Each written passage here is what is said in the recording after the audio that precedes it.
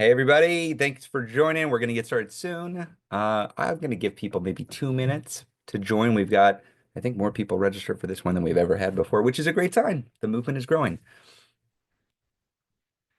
If you are here and you are able to, I would, hey, thank you, Indivisible Mandarin from Jacksonville, Florida. You're kicking us off. If you are here, let us know where you're coming from.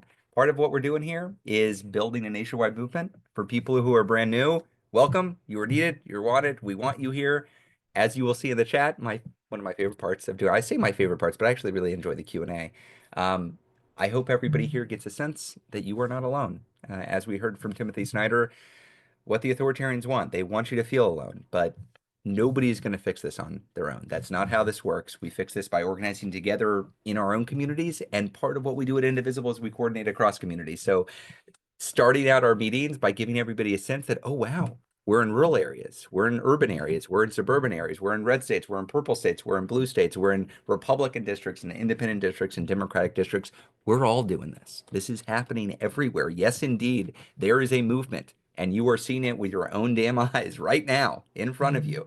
That is what's building up, and we're seeing it grow every single week. We got a few thousand people on. I'm going to give folks maybe another 30 seconds to join. What's up, Leah? One quick note, while it's totally fine to write a message just to host and panelists, if you're trying to say something to everyone, you got to hit the little blue everyone button to send the message to the entire group. Okay, so just remember. That's right. And the chat will move very fast. Yeah. That is how Buzz, this buzz, goes buzz. sometimes. We try to keep the chat open because this is a lowercase d democratic meeting. We are all trying to build where we are, and we want everybody to be able to hear each other. Maybe give people another 10 seconds to join. Okay. We are coming in from the DC area, and lovely to see everybody else from every other part of the country. I hope everybody feels the power out there. I mean, it's hard not to. Okay, Okay. people are going to keep on trickling in. That's great. That's fine. That's cool. Welcome to everybody who's been here before. Welcome to people who are brand new here. We love to have you. If you have not been here before, you are joining at a time of mass movement growth, and we need you. There were more indivisible groups that formed in November than in any month since 2017. We beat the November month in December. We beat the December month in January. We beat the January month already in February. The the number of people who are either getting reactivated or activated for their first time is inspiring. Throughout history, there has really been just one single solution to creeping authoritarianism, and that is broad-based, massive organizing on the ground from people of all walks of life. And if you're here, you are part of this fight. You are part of this fight for our constitutional republic. So we're going to get into it. A lot of this is Q&A. Leah, do you want to cover kind of how we do this, and then I'll do a little preface to the Q&A? Sure, absolutely. So this is mostly Q&A. Ezra's going to start with like a little bit of a monologue about what has been happening over the last week, but it's mostly Q&A. Some is live, some is submitted in advance. If you've got a question, please use the Q&A feature in the bar at the bottom of your. You're welcome to put stuff in the webinar chat, but we're going to be pulling the questions from the Q&A feature. This is going to be recorded. It will be sent out to everyone afterwards. So if you want to watch it again or again and again, I don't know. Don't think you need to do that, but you can. We will post links in the chat. So if you, as we were talking about stuff, you'll see the links, but if you miss them, those will also go out in the follow-up email. Finally, we ask that everyone keep the chat box civil, constructive, and supportive. We are going through an incredibly hard time. Hard times can bring up a lot. I know that there are people who are very directly personally impacted by what the Trump administration is doing. I know there are people who are giving a lot of themselves organizing to fight back. That can arouse or bring up about a lot of emotion. We want to keep this space constructive and supportive because we're all in this together and we got to all fight back together. So That's right. That's right. And I think the chats have been really, really great over the past several times that we've been doing this. We've been doing it since the beginning of the year, and every year or every time we get a whole bunch of new folks. I'm sorry, we are. Let me just say a little bit of a note about these things. This is not a TV show. We structure these as Q&As because I think you can find plenty of other places to just hear people kind of yammer on and talk at you, and sometimes very intelligently and informatively. But this is a people-powered movement, and as brilliant as Leah is, she doesn't have every single answer to everything, and we're not. She has a lot of answers to many things. Yeah, and nor do I, and we don't know all the questions that are out there. So we want to take in from the movement. We want to respond. We want to build together. And you might notice that this is kind of rough around the edges. I've got some comments that maybe I should move the guitar. It's a Telecaster. It's fine. It can take a beating. But I welcome your interior design advice. You will note that. It is kind of rough around the edges because we like it that way. We're not talking to you from some fancy studio. This is our cramped bedroom right now. There's no teleprompter. There's no makeup team. We are here trying to give you real talk, and that's true about our setting too. I will also note things are a little bit rougher around the edges today because Elon Musk is tweeting out pictures of me and Leah and focusing on us, which is a sign that we're having impact, that the Indivisible movement is being noticed, and he is focusing his attention on us because he's worried that Republicans are skittish about how unpopular he is. And that means we just got to keep on organizing. I take that as a compliment. I really do. Now, the other thing I would say, though, as kind of rough around the edges as these little meetings are, and we like to keep them like that, the Indivisible National Operation is a major professional operation that is doing some serious work. We have state lead organizers all around the country. If you don't know them, you should know who your organizer is. We've got an advocacy team working directly with members of Congress and staff. We've got a political team working on all these special elections, like the Wisconsin, like not a special election, but the Wisconsin election coming up for Supreme Court in April. We've got a communication team helping get attention to all of the good work local Indivisible groups are doing on the ground. Got a design team that's making incredibly beautiful things. And then, of course, we have a lot of good folks who work behind the scenes doing crucial work to make sure we're crossing our T's and dotting our I's, because as this authoritarian regime becomes more focused on us, we got to be squeaky clean, and we are. We make sure that our operations are tip-top shape. So I'm super proud of Indivisible, the national operation. And also, I will say the beating heart of Indivisible is the local Indivisible group. That is what makes us powerful. That's what allows us to impact politics. What allows us to move people and protect people. There are about 1,500 local Indivisible groups on the ground right now in every single state, spread across just about every community. I'm going to say this. Every single person on this call should be in an Indivisible group. It doesn't cost you anything, and I think it's the most valuable way to impact the world right now.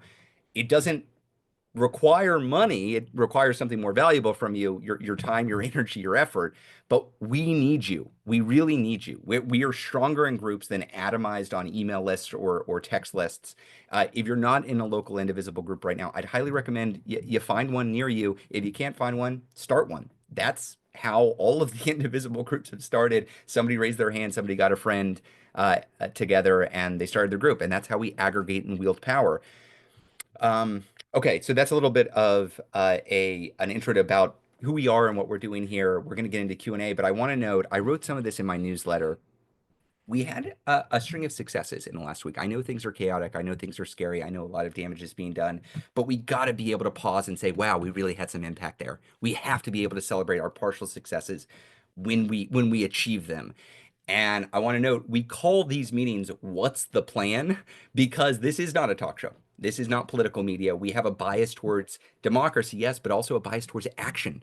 Our goal is not for you just to hear kind of interesting thoughts, but we want you to hear and learn and then take that information and do something in the real world. So about 2 weeks ago, we put out a toolkit for the congressional recesses that were coming up last week. And the toolkit was called Musk or Us, because we recognized that Musk was the weak link in the MAGA chain, that the Republicans themselves were feeling a little bit nervous about how unpopular he was. Let me read you some headlines from last week, or are they? Yeah, this could be a little test. Headlines about town halls. Anger erupts at Republican town halls. At town halls, doses of fury and a bottle of Tums. The massive wave of town hall protests ruining the GOP's week, explained. Republicans face angry voters at town halls, hinting of broader backlash. At testy town halls, Republicans take heat for Trump's bold moves. At town halls, Republicans feel the heat from Trump and Musk's firing and cutting spree. Here's the thing. I just read you 6 headlines. 3 of those headlines were from 2017. 3 of those were from 2025, from last week. And I think the only one you would be positive was from last week was the one that mentions Musk. And that's because we are seeing something quite similar to 2017 on the ground. Right now, there is a wave of organic grassroots energy that is being organized and focusing on Congress and the unpopular agenda that Republicans especially are pushing through, and also focusing on Democrats and asking them to fight back. That is very similar to 2017. And let me tell you, just like 2017, we are now seeing reports that Musk directly and others are saying, oh, this isn't real. This is AstroTurf. These people aren't, they're paid protesters. George Soros is paying them or whoever else is paying them. They're also saying that Republicans shouldn't hold any more town halls. They're not going to hold any more town halls going forward because they don't like being yelled at by their constituents. So let me just say something about the town halls last week. There was this sense, I think, if you were reading the news, that this was nationwide, that all across the country, Republicans were facing their constituents. Well, we polled all of you all on after the call last week, and we asked you, hey, were you seeing a Republican town hall? Were you seeing a Democratic town hall? Was your member of Congress showing up? And the answer repeatedly was, if you had a Republican, basically no. You weren't seeing your Republicans hold town halls. Many Democrats weren't as well. I want to name names of some of the good ones who were showing up, and I want to call out a striking stat. Jamie Raskin, we were hearing was holding town halls. Diane Jagett in Colorado, Eric Swalwell in California. There were a few Democrats who you reported back to us, hey, we've been asking them to hold town halls. They haven't been. Good on you for asking them. So Janelle Bynum, you said that, who is this? It's Dana told us that you have contacted Rep. Bynum and that they hadn't been holding any town halls and hadn't agreed to it. It's not good. Democrats should hold town halls. We heard Jared Golden specifically. This is amazing, Melissa. Thank you for writing this in. You heard from the staff of Jared Golden that they said, well, town halls aren't helpful because one person just ends up dominating the conversation. So he has told the legislative aide to hold Zoom meetings instead. I'm sorry, inexcusable. Leah, you worked for a member of Congress from a purple district who met with Tea Party members, what, on a weekly basis? Oh my gosh. Well, look, so I worked for one of the folks who got really, had a very tough time at the first round of town halls in August 2009. He had, town halls scheduled throughout the district. All of them were taken over by the Tea Party. You know what he did the next August? He hosted 20 town halls covering every single county in the district. Okay. He went back and he was like, let's do more town halls this time so everyone gets a chance to be heard. We're not seeing a lot of that today. Yeah, we're really not seeing a lot of that. Many Democrats are holding town halls, but we're also seeing some excuses. There's another pernicious thing that I'm seeing out there too that I want to call out. We're seeing some, both Republicans and Dems in some cases, say, "Oh, we'll hold a virtual town hall." Here's what I'll say: as somebody who has helped run virtual town halls for members of Congress, I don't trust virtual town halls. That's right. They are not real. I've been on the other end of virtual town halls. Staffers who are running those will not elevate questions that are confrontational, often even mildly critical. If here's the bottom line: if a normal everyday constituent cannot stand up and ask a question in your town hall, it's not a town hall, it's propaganda. Full stop. It's a political ad. Don't settle for that.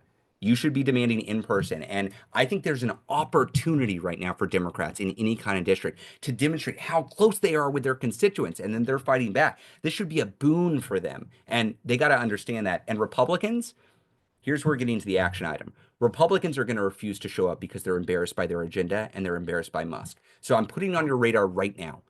The next congressional recess starts on March 15th. And we know across the country, we tracked 8 Republican town halls. 8! There are 219 Republican House members. So we're talking 95% plus of Republicans, even last week, when there was all this news about town halls, 95% of them weren't showing up in public. They are hiding from their constituents. So what does that mean? What does that mean for what we do? We've got to innovate our tactics. We've got to figure out a way to take the fight to them to make clear that we as constituents are upset. So headed into the March 15th recess, I do not recommend that you wait to find out whether or not your member of Congress is holding a town hall. I recommend that you get together a group of people, invite the local press, invite community members, invite the member. If they're not there, be prepared to have somebody in a clown costume or a cardboard cutout or a live chicken on stage to represent that member. you're going to get attention for it. And not only are the Republicans going to look bad for supporting an extremist agenda, they're going to look like cowards because they are. We will have a toolkit on this pretty soon. Look for it next week with some details about recommendations for how to orchestrate it. But I would view this as a big opportunity headed into the next recess. We should all be thinking about how we take advantage of that opportunity. Can I actually ask a question in the chat? We're not going to do a formal poll, but I'm curious if this is of interest. One thing that we've found is difficult is finding out if town halls exist at all.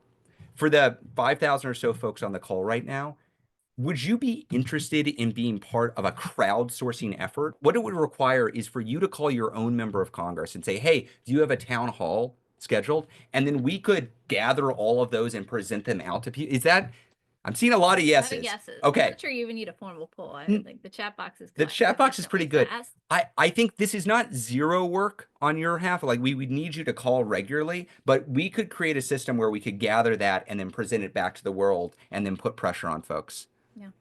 Okay, I'm seeing a lot of interest. Okay, I have marching orders there. This is helpful. We will take this back to the team and see how we can come back to you. I'm excited for this. I think this will be a useful tactic for us. Okay, with that, Leah, anything before we jump into Q&A? I'm just going to add one thing, Yep. which is I do think it's worth noting. One of the phenomenons that we saw this cycle, right, is the town halls where there was the places where Republican held a town hall, very deep red districts. These were extremely Ah, good point. conservative districts. They are places where the Republican has zero concerns. It's so gerrymandered, et cetera, et cetera. There's a reason why. Can't hear Leah. Oh, sorry. There is a reason why all of these town halls that went haywire over the last week were in very red Republican districts. And Yep. it is because the vast majority of swing district Republicans are simply declining to show up in public at all right now. They know that what they're doing is very unpopular. They know that they're going to have to face a lot of angry constituents. And, a lot of angry constituents who are regular people who are being directly personally impacted by what is going on here. And so they are doing their best to hide. And so part of the reason why we're talking about getting planning ahead is because most of these folks already skipped their chance to talk to their constituents over the last recess. And we want to make sure that there's a forum that they are expected to either show up to or pay a political consequence for doing so in the future. That's right. That's right.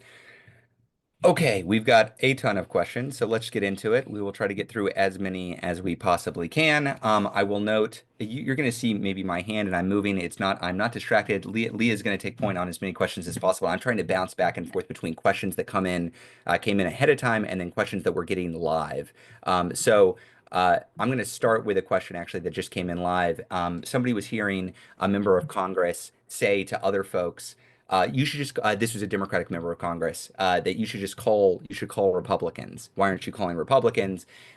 Here's what I'll say as a former congressional staffer. When we got incoming communications, people on this call have heard me say this before. We got incoming communication, a letter, an email, a call from somebody who was outside our congressional district, somebody who was not a constituent. We had a place where we filed that information. We called it the trash can because it was the trash can. We didn't care. And that's not a knock on my boss, who is actually, I think, an incredible member. It's not a knock on any boss who works on Capitol Hill. That's how the system works. They are elected to represent you. They are not elected to represent somebody else. So they are not going to pay attention to your communication, even if you're like, oh, but I really hate what they're doing, or even I really love what they're doing.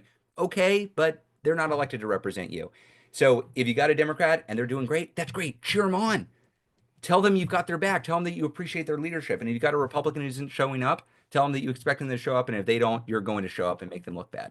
So but I really, I got to say, I strongly disagree with recommendations out there that says that somebody in California should contact somebody in Kentucky. I'm sorry, the person in Kentucky doesn't care. Yeah, what I would say about that too is if a staffer or a Democratic member of Congress tells you that you should be contacting Republicans, ask them what they do with calls that come into their office from people who are not their constituents. Just ask them. That's great.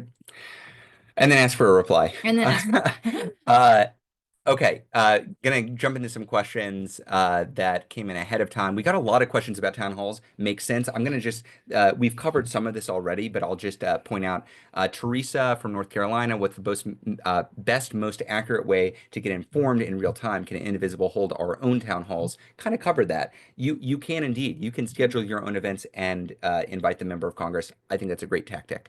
Um, uh, how do you find out that a town hall is happening? That McCormick town hall that made all the news, the information I had was that it got scheduled literally the day before.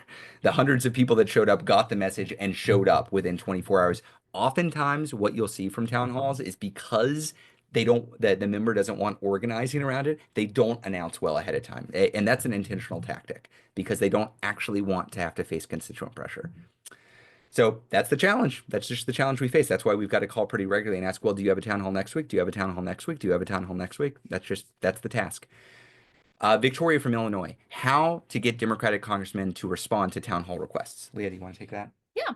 So I would say, first you ask them, then you offer to co-host a town hall with them, right? Like fundamentally, we want to be cheering these folks on, right? Like we're not trying to get people to host a town hall so that we can all, yell around any of this stuff. Like we want Democrats to be leading the fight and we want to be like having a good cheer while they do it. And so the first part is just kind of approaching people from a spirit of partnership and saying like, we want to be on your team. Like do the following things and so that we can collectively celebrate, we want to help you get the word out about exactly how bad the Trump administration, the Musk effort is. So think about ways in which that can be a collaborative partnership, assuming that they are in fact going to lean in and fight hard and get the word out about what is going on.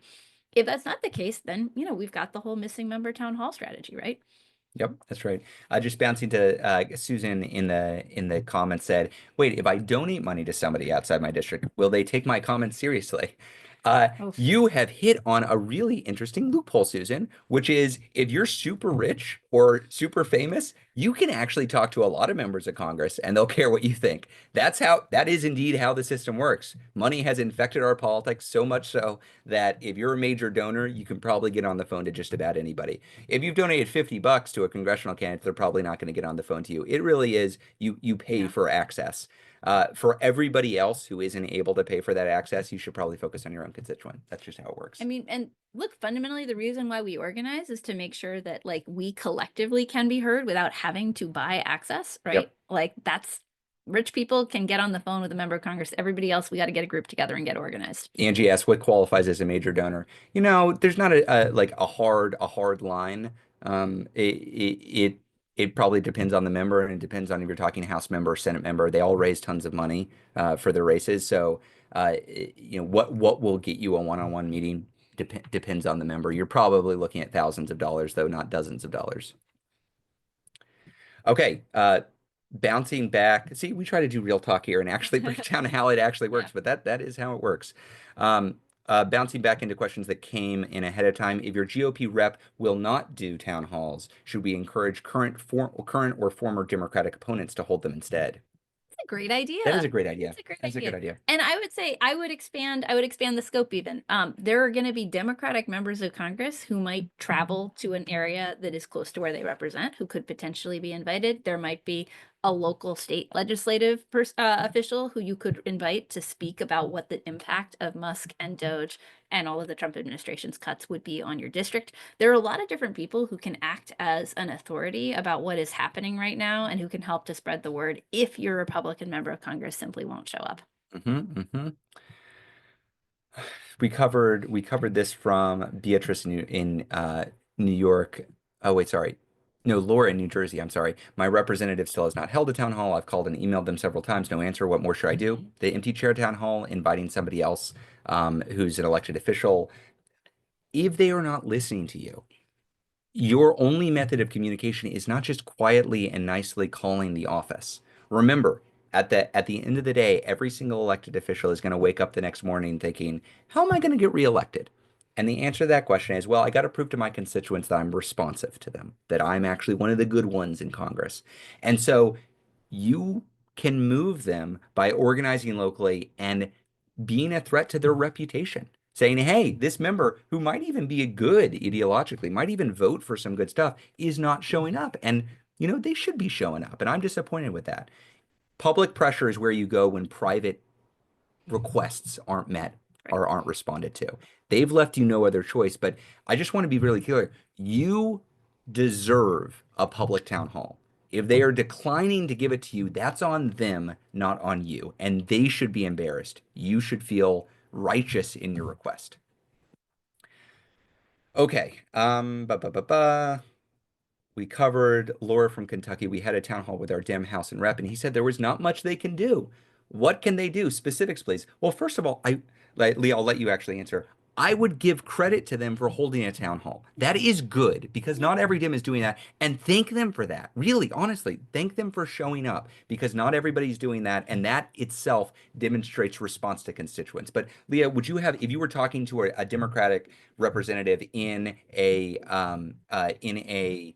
uh, uh, sorry, in a in a district that is in a Republican state, what would you recommend they do? So I would recommend a few different things. I think first, just to emphasize Ezra's point, part of what you can do is, hey Ezra, can you Yeah. take me back to the camera, please? Um, Part of what you can do is just actually ask them to get the word out, right? So doing more town halls, doing more events, coming up with creative ways in the district to draw attention to the harm that is happening and that is being done by Doge, right? So thinking about literally like, okay, if you agree this is an emergency, yeah, you can only take the votes that are up you can take in Congress. You should get commitments from them on those votes. But also, what are you doing to collectively raise the alarm? So that's one piece is kind of like creative, visible public pressure that they are capable of generating because of their position as elected official. The other is about upcoming legislation, right? The entire House caucus, Democratic caucus, just held together on the budget reconciliation, the budget resolution earlier this week. This was a Republican effort to pass a terrible budget resolution. It's the first step in the reconciliation process. They're trying to cut Medicaid by over $800 billion. Every single House Democrat voted no on that. That is good. That is the kind of caucus unity that we need to see going forward. So appreciating them on that and then asking them on upcoming votes how they're going to hang together, right? We have got a funding bill that is going to be up in 2 weeks. The big question is, are Democrats going to get, Democrats are going to be asked to offer votes because Republicans cannot organize their own caucus to just pass a simple budget or to pass a funding bill. What are Democrats going to get in exchange to assure them that the funding that they authorize via that bill is actually going to be respected and the administration won't just take all that money and treat it like their personal piggy bank? Here, here, here, here, here, here. Let's talk about one representative told a member. I got this question in and I checked with the team because I was like, I don't think that's right, but congressional experts, is this actually right? Jin from California said, our Democratic rep, Desaulnier, said at a town hall he quote unquote can't organize or lead the fight or it's an ethics issue. Is that true? No, it's not true. It is not true.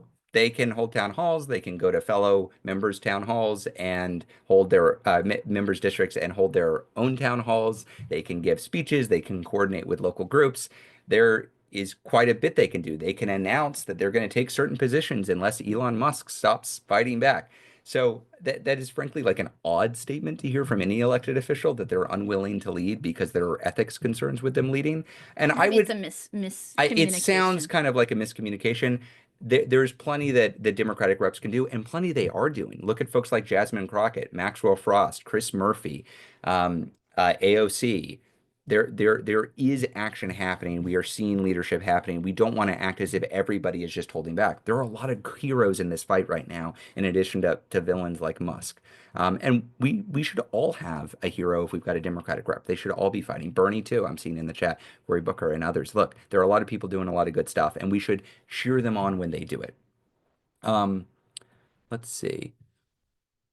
Oh, here's a good question. And Leah, because we're doing this live, I'm going to let Leah answer this question as I give the keys to Leah's mom to go and get our son from daycare. But the question is, Kim from Georgia asks, what's the single most important thing we can do if we can't organize a town hall? Leah? Oh, wow. Okay, that's a great question. Well, look, there's a lot of things you can do. I mean, so it's not just, it is right now we are talking a lot about town halls.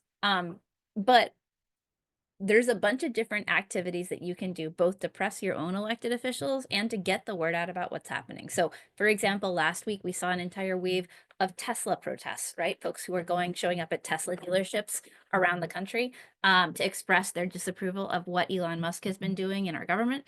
that is an incredibly useful activity that you can get engaged in, even if you cannot organize a town hall. And also, not everyone is going to be the organizer of these events. Sometimes you're going to attend other people's actions. Sometimes you're going to show up to a protest in your area. Sometimes you're going to be calling your own member of Congress. So I wouldn't necessarily treat it as like one or nothing else. There's a whole menu of different things. Take it, do the ones that you can. That's right. And man, Leah, I didn't realize how short I your know. suite was over here. Wow, this is a real change in perspective for me. So let's keep on going. There was a question about petitions, and specifically drop petitions. And I will say I start with a pretty healthy skepticism of petitions. I think online petitions are often, frankly, used to harvest your contact information in order to ask you for money. That isn't to say petitions are always ineffective or never work. I think I've seen some really Yeah, interesting tactics from some partners where they collect petitions. There are a whole bunch of them. They deliver them. They get I get some pressed for press. Yeah. delivery. I think petitions can be a tool, excuse me, a tool in the tool belt. I think it's pretty low on the level of things that I would focus on. I think it's important to treat petitions as an on-ramp to activism Yeah. rather than kind of like the end of your activism, right? So there are places where it can be useful, like a bunch of petitions targeting like say a local, a school that gets thousands of petitions about something that they've done bad on their curriculum is going to freak out because that's a really big number for them. A member of Congress getting a couple thousand signatures on a petition is probably not going to freak out. So just thinking about, is the target someone who's going to be responsive, and then is this the beginning or end of my activism? Victoria asked in the chat live, there are open races for the House for these special elections from folks who have been appointed, I assume is what Victoria is referencing. How are those going? Look, Indivisible is going to be running program there. So if you happen to live in the district, we'll help you contact voters. If you're outside, we'll be able to run some voter contact there. I'm not gonna lie, they're tough districts. They are tough districts. They're pretty darn red Republican districts.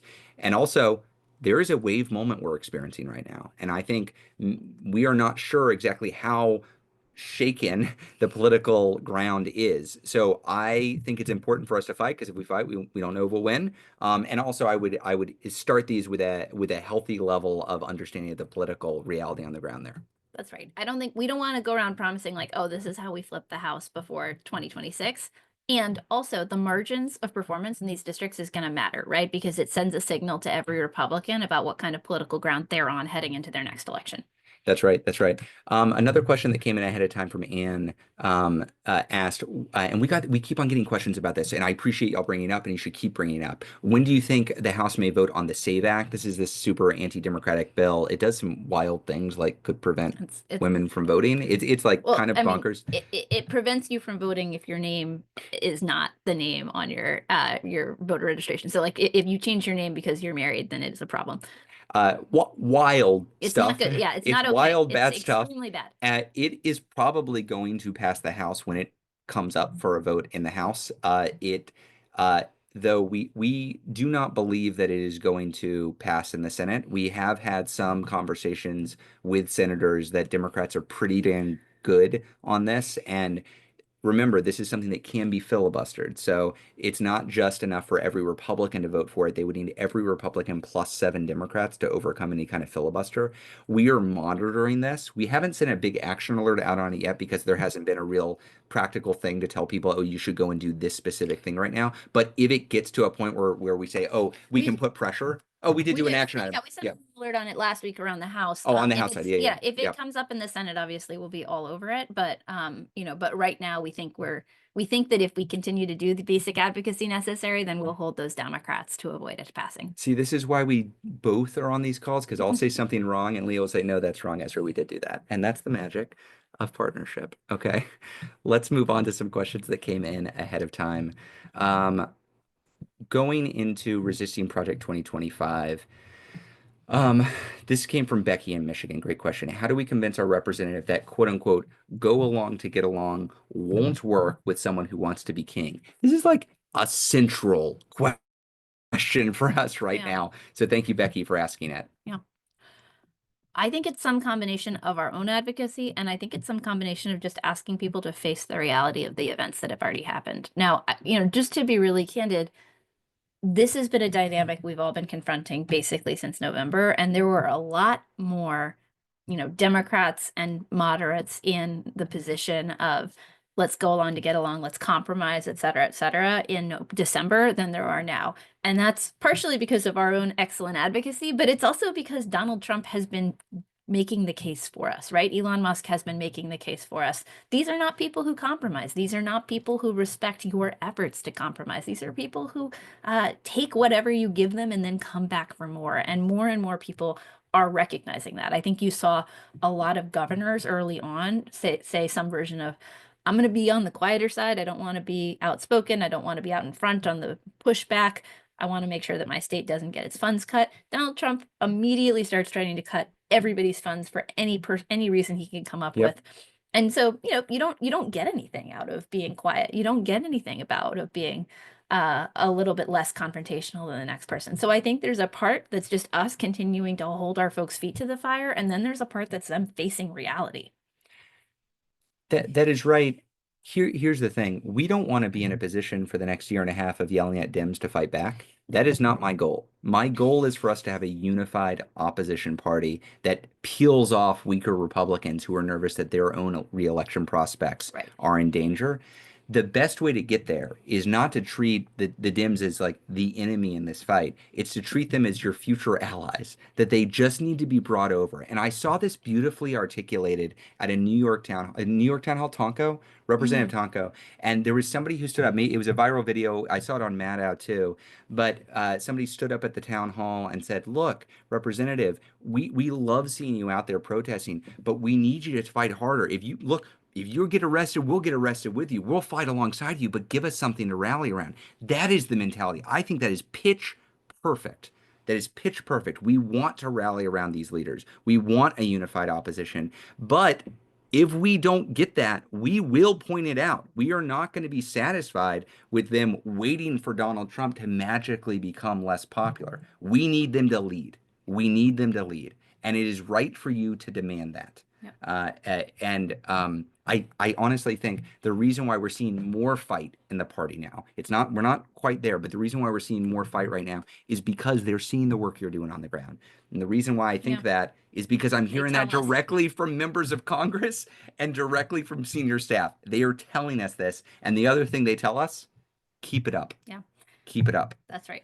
The one other thing I will add to that is sometimes we do the accountability part, but we skip the thank yous at the end. Oh, yeah, yeah, yeah. And when people do things that are good, we need to thank them. We need to make sure that they understand that we see them. Sometimes if our representatives are taking the right vote or they're doing an action that we've asked for, they don't feel like we actually notice it and acknowledge it on the back end. And that's why we do those thank you calls. Again, every House Democrat all held together against the budget resolution earlier this week. Again, horrible Republican budget effort to massively gut Medicaid.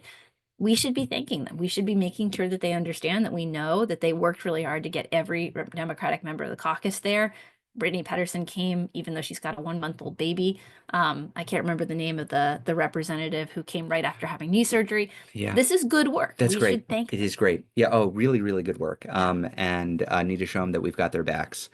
The other thing that we're doing, just so you know, is in addition to helping folks organize and push their Dems, we are collecting stories of what the Indivisibles are doing to push Republicans so that we can tell Democratic leadership, hey, we know we're pushing you, but also we are in these Republican districts. Right. We Indivisibles are organizing there to push as well, because this isn't us just hating on one party here. It's us trying to build a pro-democracy movement and a unified opposition.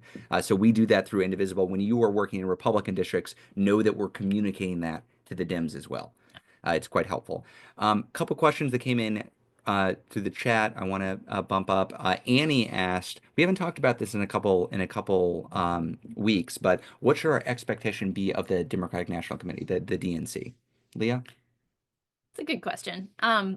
Totally honestly, I wish I had a better answer for you right now. I think that over the long term, what we'd like to see from the DNC is like a really smart plan for how you engage the grassroots as a partner. And I know there are people on this call who put a lot of thought into that. And also, right now, that's not where we are. That's not what we've seen. Yeah. I think The where the action is right now is with your elected officials. Yeah. I think if you're hoping to change what's possible politically right now, I think it's working to either support them if they're fighters and push them to be fighters, or if they're on the Republican side, fracture their resolve, try to peel them off. I have no beef directly with the new lead of the DNC. It's not that, but we can't wait for somebody to write in and save us. The thing that has shifted the political climate over the last 2 or 3 weeks is that you're organizing. We're all organizing. There's massive energy. That is working. And when something's working, I like to do more of it. Um, Good question from Susan, which I think a lot of people feel it can feel powerless to be in a California dim district. What can we do related to influencing GOP reps? You shouldn't feel powerless, Susan. Let me underline. You really shouldn't feel powerless. I will point out that time has no meaning now. Was it last week or this week? 17 Senate Democrats just voted for the Secretary of Army. 17 of them. During a period when, for example, veterans benefits are being cut by Elon Musk. And when he is When the Joint Chiefs of Staff, they are systematically terminating every Black and every female member of the Joint Chiefs of the senior military ranks. so if you are in a dim district, I highly recommend that you cheer on your member when they are taking good stances. You should do that. But, we have seen split decisions on these nominees between your senator in California, Padilla, and your Senator Schiff. Sometimes one has voted for a nominee and sometimes the other has voted against. And I do not think you should just take for granted that because you have Democratic representation, you're all good to go and there's nothing for you to do. I, I I don't think it will ever be that way. It's certainly not that way right now. We need to show them that there is political demand for them to be out there leading. And when they don't, we need to provide that feedback. We absolutely do. I The other think thing I'm going to add there is I don't know where you are in California, but a bunch of the swing districts that either have a new Democrat who's going to be defending their seat in 2026 or have a Republican who is currently hiding from their constituents are based in California. So a bunch of folks who are in blue states might be surprised to learn that there is a swing district relatively close to you that you can start door knocking in, that you can start doing outreach in, that you can be showing up in to support, or to do canvassing at when as the campaigns are getting going. That's all an option. And actually, on that note, Leah, if you'd like to be really kind of entrepreneurial on this front, one of the recommendations we've made is you've got a good dim rep in California. Great, identify that Republican in a vulnerable district nearby in California and work with that rep to hold a town hall there.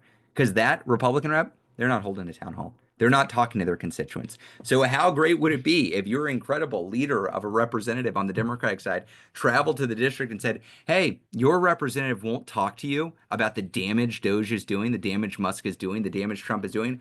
I will. And you should demand that of whoever your representative is. It's a great thing that you can work on. Okay, let's go through to some questions that came in ahead of time. Mary, love a practical question from Oregon says, what are practical things that I can do to resist, fight back, etc.? Also guidance on how to talk to Trump supporters. Great. Well, we are the practical guide folks. So we're gonna go through, you contact your elected representatives. If you are on our email list, you are getting the most important and most strategic asks that you can take each week. Just on that front, you are hopefully joining your local Indivisible group. I know there is a powerful network throughout Oregon. In terms of how to talk to Trump supporters, Trump supporters is a really big category right now, right? Like there is kind of the classic MAGA down the rabbit hole person. And then there's, what we understand to be a population of folks that we lost in 2024, either because they voted for Trump or because they did not see a sufficient difference between the two parties for it to feel worthwhile for them to vote. And those folks, we don't want to give up on those folks. We want to continue to try to reach them. And so when we're talking about, how do you do that outreach? I would say try to do a lot of listening first, right? Try to understand what's important to them, try to understand what the pain points in their own lives are, try to understand what their values are, what values animate them, and then try to connect on those points of commonality, common values, common pain points, common needs, right? A lot of people right now are hurting. We are in a cost of living crisis. There are a lot of things that are driving those costs up, from childcare to grocery prices. Talk to people about what is what is hurting them, and talk to them about what in their life is working, and then talk to them about how the cuts that Trump is making, the cuts that Musk is making, are actually making everything worse. They are making us less safe. They are making us less healthy. They are putting in danger the services that we depend on to keep our cost of living where it is right now. Think about what their pain points are, and then think about how to connect them on those.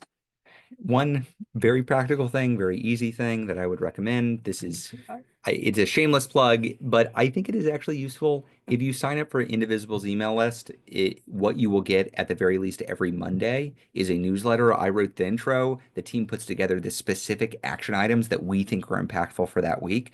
We try to not flood your inbox with anything. We certainly don't flood your inbox with like a lot of donation acts, although we do occasionally say, hey, if you got a few grassroots dollars to throw in, we could use it. But primarily, we want to drive you to practical things that will actually have impact. Our bias is towards impact. We try not to create any busy work, and we try to identify the opportunities of the week. So if you're looking for, oh gosh, how do I cut through the noise that it's out there? We try to do that every week. I write it Sunday night with Leah's help, and then we send it out Monday by Monday afternoon. You should get it every single week. There's a good question here. One of the topics of last congressional recess. It was named Musk or Us, and we tried out a new tactic for that week that we hadn't really tried before. We're usually so focused on just elected officials, but last week we tried out focusing as well on Tesla dealerships. And Indivisible groups, among others, went to Tesla dealerships and orchestrated a lot of very impressive protests. Right. So the question that Marion from Arizona asks is, can we plan more national protests in cities for Tesla dealerships and others, boycotts, economic, weekly, monthly, etc. Here's what we were just talking with a partner about this. I was not aware that a major Tesla shareholder meeting is coming up in June. And that could be problematic for Musk. That could be problematic for Musk. And one thing that would make it problematic for Musk is if there is a series of additional protests that make clear that Tesla is overvalued, that people don't want Teslas and the public is angry about it. So I think the protests last week at Tesla dealerships were quite impactful. I would continue to do those and I would innovate off of those to see how can you draw attention to the fact that the authoritarian who is coming after your social security check is also trying to sell you this car. Leah, any other thoughts on either Tesla specifically or other economic approaches? Yeah, sure. So there's a big swirl of economic activity going on. I know that there are folks who are planning to participate in the economic blackout tomorrow. I know there's like a bunch of different campaigns around corporations that have gone back on their DEI commitments. Um, I think we're in kind of a like let a thousand flowers bloom moment in terms Hmm. of just like we should all be trying things. A lot of times this can be someone's like first entry point into activism, and that's a really positive thing. So if people get excited, then you can pull them in.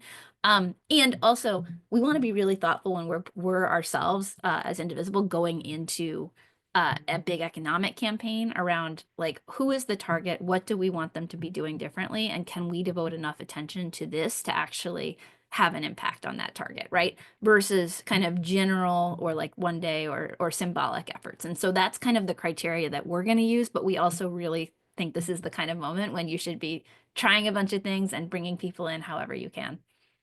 We got some questions about logistics, legalities, permits, etc. I would recommend people check out, and we'll follow up with the toolkit that we produced for this last time. Also, ahead of the next congressional recess, I mentioned we'll hopefully have a new toolkit that's all updated for next week. So keep an eye out. If you're on our newsletter list, you will get it. And like I said, we try to break down both what's happening, but also what we can do and give you a practical guide to how to make the most use of it and walk through some of the technical and logistical difficulties there too. If you have particular questions that aren't answered, if you're part of an Indivisible group, you should be talking to your organizer. Your organizer is plugged in, and if they don't have the answer, they can talk with somebody from Indivisible National to try to get you the answer.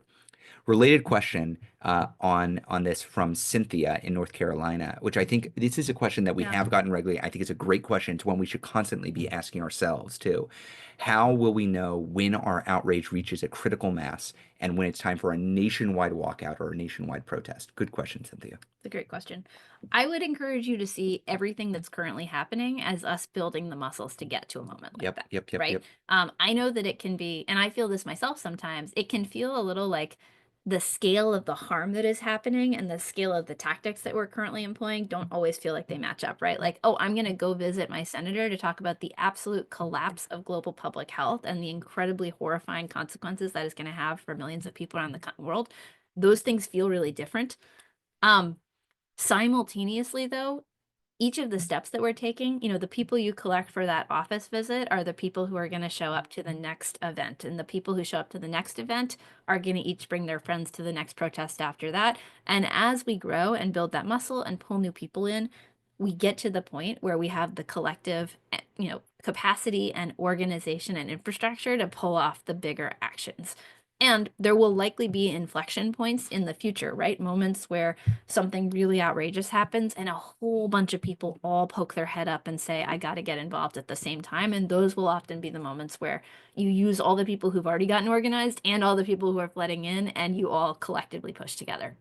One thing that comes to mind is back in 2017, 2018 era, there were a lot of weekly protests that we saw at congressional offices. Do you remember Tuesdays with Toomey, the former Republican senator Oh, who would yeah. hold a protest on every single Tuesday? And I think the benefit of having a regular, predictable protest like that is kind of like the benefit of having a regular call like this. Not everybody is going to come every time, but if you keep on doing it, more people say, "Oh yeah, they're always out there. I should go join and see what that's all up about. What's up with that?" You could imagine something similar focused on individual members of Congress or focused on Tesla Tuesdays at Tesla. So I do think fundamentally we need to build this to be more than just the folks on this call. We need to build this to be more than just the Kamala Harris voters, more than just the non-voters. We've got to build a mass movement in opposition to an authoritarian takeover. And as Leah says, that means building it. That means getting more people in over time. And I hope that we are pretty quickly reaching a crescendo where this becomes mass movement level. But Right. I that is our aim. And I think, and y'all, as people who organize locally, understand that the energy is growing, right? Yes. There's been this entire right wing crazy push around, oh, the town halls are astroturf, the opposition is astroturf, all the protests are this and that. And you, as the folks who get the word out about these things, you know that it is regular people who are showing up to this stuff. It is people who are genuinely concerned because their jobs are on the line or the services they depend on are on the line, or they're worried about Medicaid and SNAP cuts. It's people whose actual lives and well-being are at stake in what Trump and Musk are doing, who are showing up to these events. And so we know, and we're seeing more and more people poke their heads up and realize exactly what is at stake. And we just have to keep growing and thinking about new and creative ways to pull those folks in. That's right. That's right. Rachel asks, she says, North Carolina says, I want to act. I'm making calls. I'm sending emails. I'm boycotting businesses. I'm talking to my neighbors. It's not enough. What can we do? First of all, I just want to say, Rachel, there is so much going on. It is such a frightening time. We feel like we're attacked on all sides. It feels like the world is crumbling around us. And I think a very natural response to that, even for those of us who are doing a lot, is it's not enough. And I will say, it's not going to be enough for any one of us to do anything. None of us individually is going to solve that. No one of our groups is going to solve this. Indivisible is not going to solve this on our own. All we can do is invest the time, energy, effort into doing our part. The best way we've seen to do that is not just as an individual, though. It is by gathering together in a group. This is why you hear us talk about indivisible groups so much. It's because we think that's foundational. We think there is no better way to build and aggregate real people power than in community volunteer led groups. Like that is what we see work. It allows you to demonstrate that there are many people behind you and it's not just you, Rachel, talking, it's a whole group of people talking. It allows you to build up leadership. It allows you to draw on the good ideas and the expertise and the creativity of fellow members. It allows you to take a break if you need to, which is important. You ought to not have to do this every single day and burn yourself out. You should be able to take a breath and have the rest of the choir keep singing. So this is really why we push so hard on find or start your local group because that's not only going to make you more powerful, it's going to help you persist in this work. And what we've seen repeatedly over the last several years is collectively together, if we're all doing our part, that is what ladders up to real national change. And it's not just hypothetical and it's not just long in the past. Last week we saw that. Last week we saw Republicans saying, whoa, maybe Musk is moving too quickly. And that's because of the pressure we were organizing together collectively, all of us doing our part. So I would say, first of all, thank you, Rachel. You are doing a lot. I would encourage you to seek others in your community who are also trying to have impact. Leah, anything else on No, that? that's right. That's all right. We got a couple questions on the SAVE Act. ahead of time. This question and a related question comes up regularly, and do want to address it. Elaine asked in the chat, um, but once Trump owns the military, isn't it too dangerous and too late? And I would expand that to be once he owns the courts, once he owns the Congress, once he owns the FBI, once he owns the CIA, once he has control of the entire security apparatus of the country, is it too late? Aren't they just going to come after all of us? No. Is it game over? Yeah. So here's what I would say. Donald Trump wants you to believe it's too late. Donald Trump is actively doing things intended to convince you that it is too late. And he is also wildly overstepping on a whole host of fronts and actually getting slapped back on a fairly regular basis right now, right? If you look at actually what has been happening with Donald Trump's executive orders, a bunch of them are getting knocked down in the court system. It is absolutely true that the Supreme Court has been captured by a bunch of MAGA fanatics. And also, Democrats put some real effort into those circuit courts. They put some real effort into the lower level or the lower courts. And a lot of those folks are doing their jobs. They're issuing state TROs, they're issuing orders around various pieces of what is going on and knocking some of that down. Similarly with the military, similarly with the Justice Department, we have seen principled people refuse to carry out orders. We've seen principled folks quit their jobs rather than moving forward on things. We need to not assume that simply because they have installed their top person, Pete Hegseth, that notably competent and incredibly well knowledgeable guy at the top of the Defense Department, we cannot assume that means that they're going to be able to carry out, the competent functions of an authoritarian regime. And so I would say do not give them power that they would like to claim, but do not already have yet. The other piece of this that I often hear from folks is some version of, oh, well, they're not even going to be elections anymore. And we gotta shoot that take straight into the sun. There are going to be elections. Elections are run by states and localities. They are not, they are not controlled by the federal government. Obviously, the Trump administration is going to try to shape the conditions in which elections happen. That is how a lot of authoritarians and competitive authoritarian systems work. We can also do work to shape the conditions in which elections happen. We are doing that right now, right? So we've got to make sure that we do not preemptively give them power that they do not already have here. Indeed.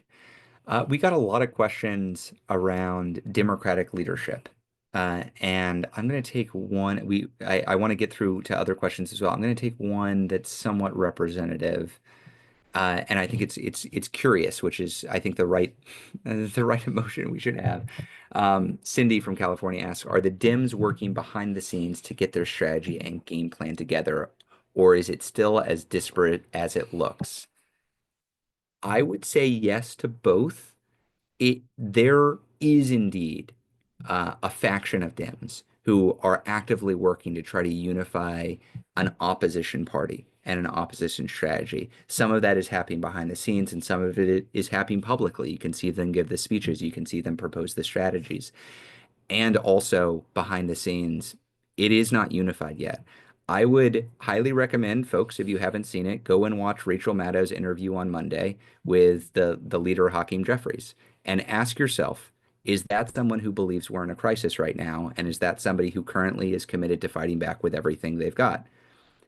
I don't think Jeffries is our enemy in this fight. And also, I think that we are going to have to get our rank and file Democratic members to ask him to push and lead before he actively pushes and leads. Indivisible is not an arm of the Democratic Party. This is why I'm able to speak plainly to you this way. My goal is to rally behind a unified opposition, and I would be lying to you if I said we had that. I think we're building it, and I think it's our job to put pressure on those who aren't there yet, and our job to cheerlead those who are. If we demonstrate to them that our power on the ground is overwhelming, they will have no choice but lead. But we've got to get them there. So yes, it is somewhat disparate right now, but we are a hell of a lot better off right now than we were a month ago. And we were better off 2 weeks ago than we were 2 weeks before that. And we're better off now than we were 2 weeks ago. So I think we are headed in the right direction. I wouldn't say we're there yet. I think we've still got to organize. We've still got to push. We've still got to set the standard for our Democratic electeds. Leah, anything else on Dem leadership? That's great. Okay. We got a lot of questions on Indivisible movement too. Here's an easy question from Sandy from Wisconsin. My local chapter appears to be inactive. What can I do? Start a new chapter, Sandy. That's totally cool. You might even have an active local chapter and you're like, well, but I don't really, they're not really my cup of tea. I don't really work with like on state issues and they all focus on state issues, or I'm not interested in focusing on that area of the state and they're focused on that area of state. That's okay. You can start your own Indivisible group. I would highly recommend you coordinate with the other Indivisible groups. That is better than just going your own way. But if you don't find a place that feels like you're organizing home, that's your message that you've got to set it up. Hopefully bring some friends and family members together to make it happen. Anything on starting groups? Well, I just want to elevate because I see in the chat, people or members of our team are popping in the forum for people who are looking for a local Indivisible group or who are open to starting their own Indivisible group. If you are trying to figure out if your group is inactive, fill out that form. A member of our team will either get you connected or let you know what the deal is and how you can move forward. Yeah. Joanne from the chat asked, why aren't we hearing from Obama, Hillary, Bill Clinton, Bush, Harris? Yeah. I don't know. Honestly, if you have any of their cell phone numbers, I would recommend sending them a text and asking them to speak out and rally the troops. I'm not sure why.